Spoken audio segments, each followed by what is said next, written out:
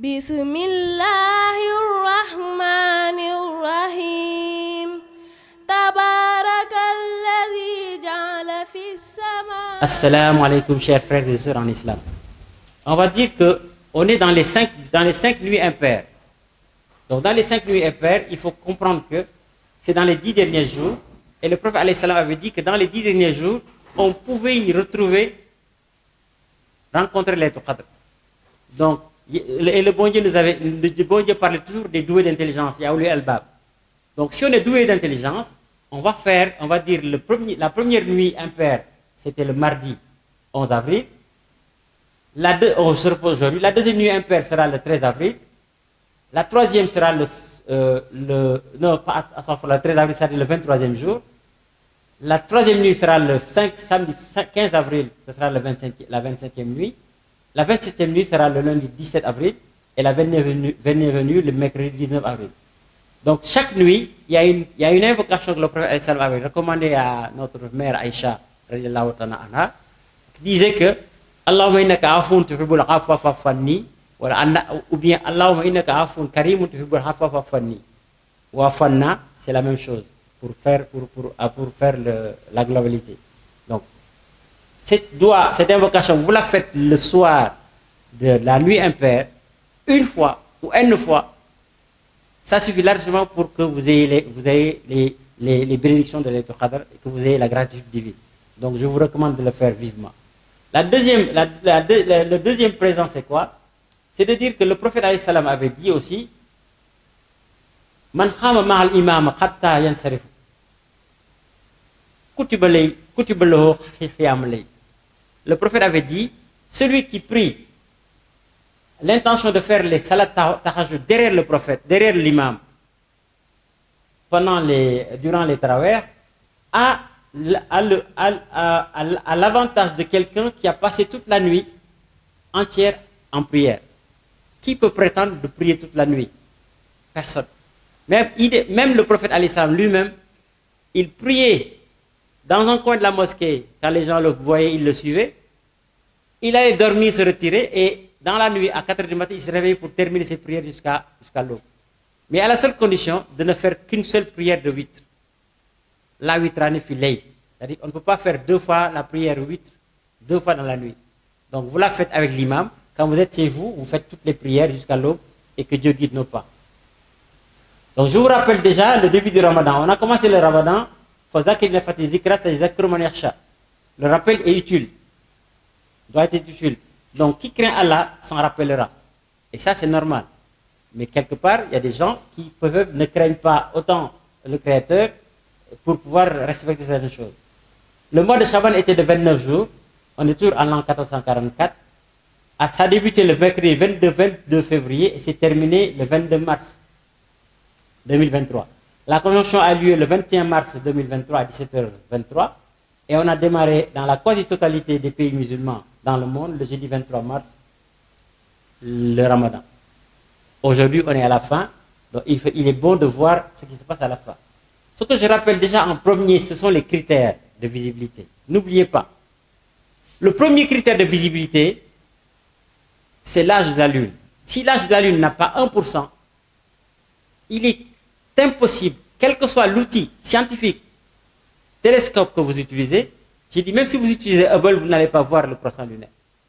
Parce que c'est l'âge de la Lune, ce 1% là, c'est ce que j'appelle la sunna du prophète alayhi salam, qui disait, jeûnez si vous l'apercevez, rompez le jeûne si vous l'apercevez, si vous ne le voyez pas, complétez 30 jours. Le compléter 30 jours là, c'est cette phase là qui est à 1%. Tant que la Lune n'est pas 1%, il est impossible pour un musulman croyant de dire je vois la Lune. Pourquoi? Parce que le bon Dieu nous a dit suivez Allah subhanahu wa ta'ala et suivez le prophète alayhi salam. Et je pense qu'en dehors de ça, il n'y a pas une autre alternative. On suit Allah subhanahu wa ta'ala ou on suit le bon Dieu. On suit le prophète alayhi salam.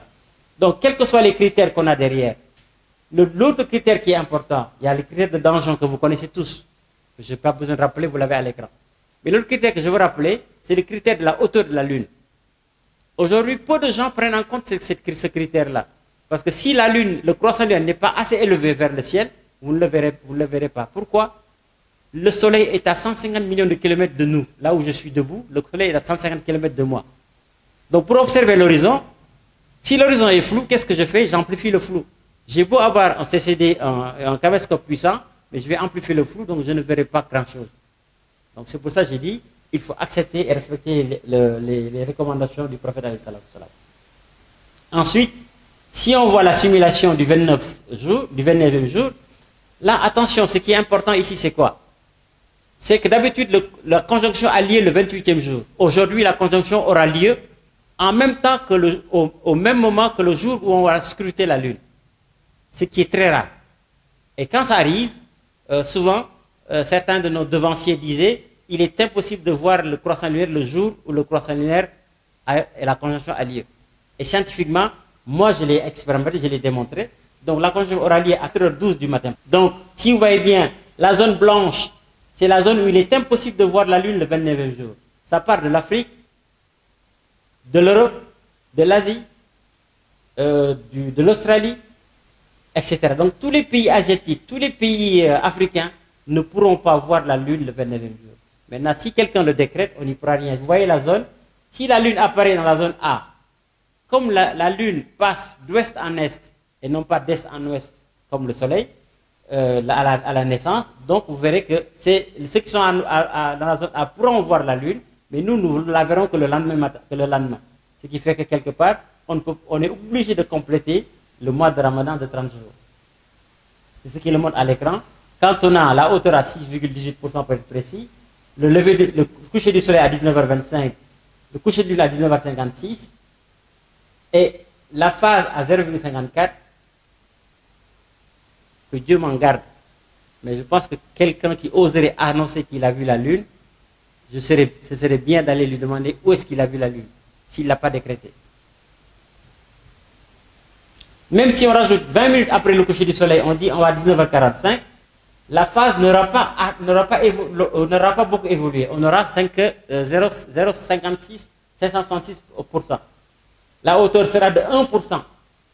Qui peut me dire à 150 millions de kilomètres, à 1%, je peux voir la Lune? Il n'y a que les diables qui peuvent le voir. Peut-être. Que Dieu nous en garde. Donc derrière, malgré une élévation de 8,2%, je crois qu'il est difficile, qu'il est impossible de voir le croissant lunaire à ce niveau-là. Donc en résumé, la nouvelle lune, on l'a eu à 20h, le 24-2003. Ensuite, la phase 0,54, ça c'est au coucher du soleil, à 19h25.